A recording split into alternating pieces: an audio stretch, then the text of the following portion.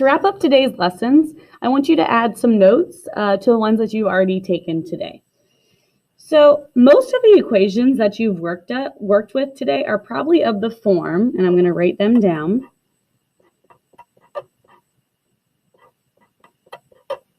This, okay, so where we have y equals x minus h times x minus h. You probably have numbers plugged in for your h here, but it's the same form. You might have this equation.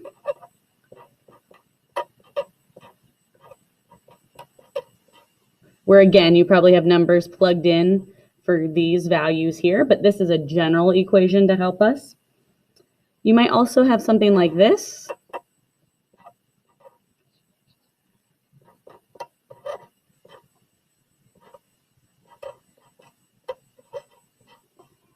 Where you have numbers plugged in these positions here. Again, these are all just general equations.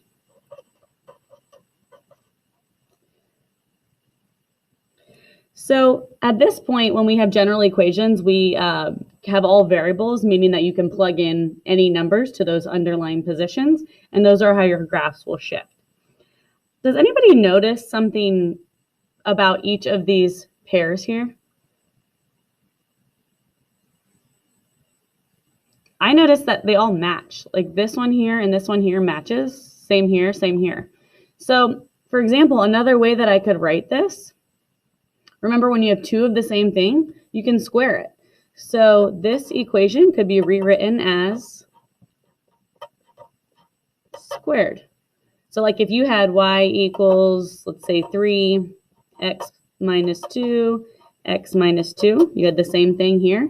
You could rewrite that as y equals 3 times x minus 2 squared. And this is the form that we're going to start looking at in our investigation tomorrow. So still the exact same thing. We just wrote it in a shorter way by putting our squared here. So make sure you have this in your notes as you finish up today, and please complete the exit ticket below.